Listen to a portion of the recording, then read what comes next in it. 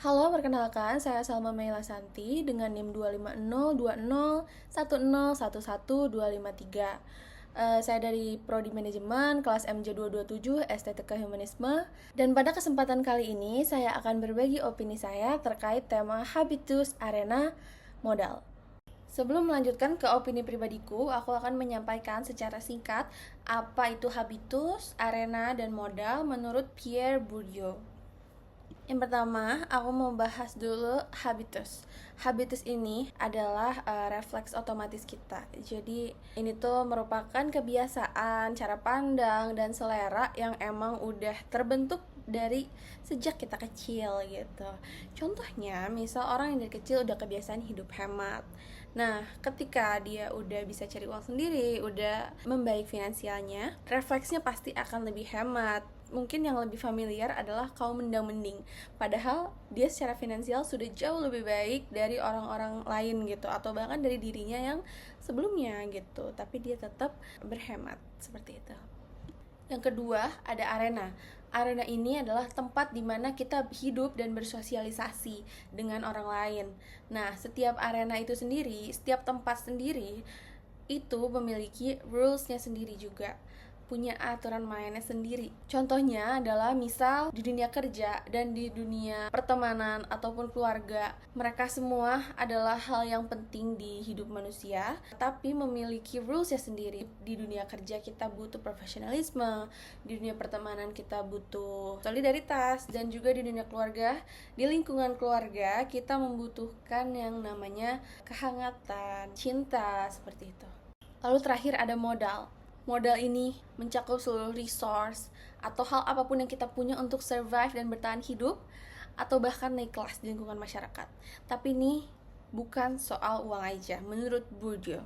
Tapi selain modal ekonomi, which is uang itu sendiri, ada modal budaya seperti pendidikan, gelar, cara bicara, atau soft skill lainnya yang bisa kita miliki sebagai manusia. Kemudian ada juga modal sosial seperti relasi, koneksi, atau kenalan orang dalam yang dapat membantu untuk meningkatkan kelas sosial kita.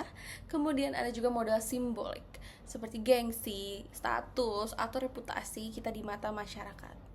Nah, dari ini semua, tiga hal tadi itu terhubung dengan satu hal. Apa itu? Ya, semuanya tentang bertahan hidup. Inilah kenapa kita itu harus pintar-pintar memilih apa yang bisa masuk ke dalam hidup kita. Mulai dari orang-orangnya, mulai dari lingkungannya, tempatnya seperti apa, di mana kamu akan tinggal. That's why harga rumah beda tempat, beda juga harganya. Oke, tapi itu baru salah satu contoh aja yang mungkin jadi topik hot di masyarakat Indonesia untuk saat ini. Nah, selanjutnya ada contoh dari pengalaman pribadi saya sendiri. Saya perempuan, tapi saya bekerja sebagai cloud engineer. Iya, anak IT.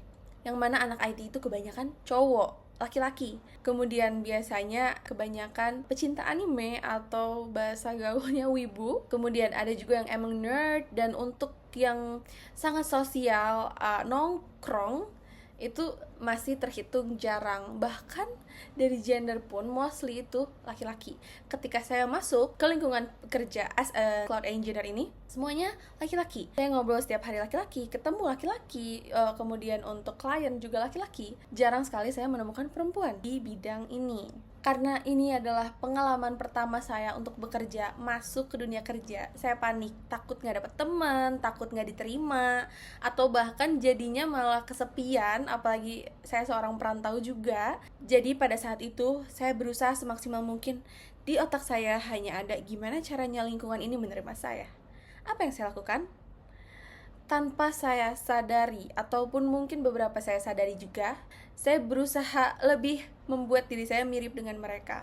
Penampilan simpel, cara bicara saya sesuaikan dengan mereka. Untuk habit nongkrong, cara nongkrong, tempat nongkrong, dan bahkan saya memaksakan diri saya untuk nongkrong di tempat yang sangat laki-laki dan sangat tidak perempuan.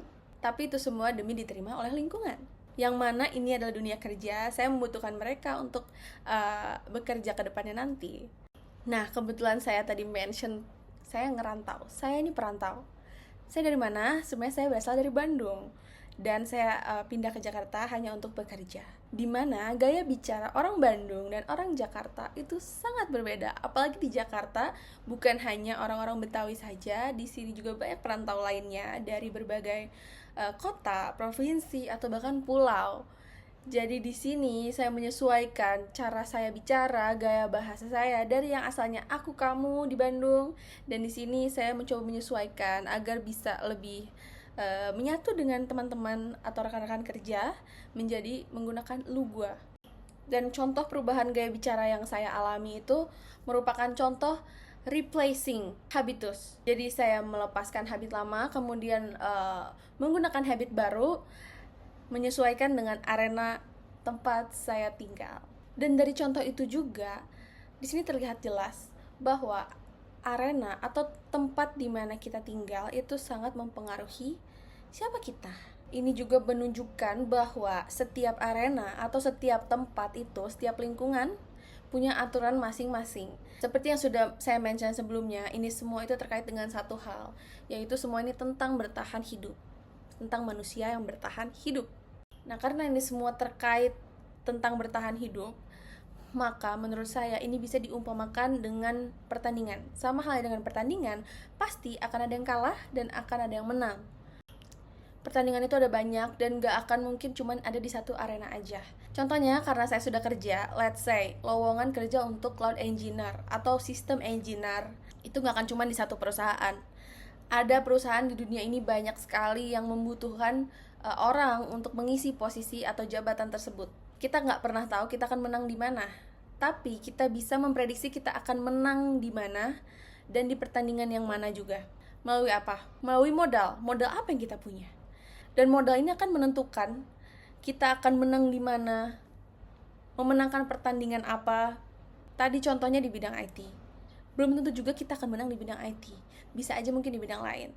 That's why meskipun saya seorang cloud engineer, saya masih mencoba untuk kuliah, mengambil program studi manajemen untuk mencari pertandingan lain di arena yang lain lagi.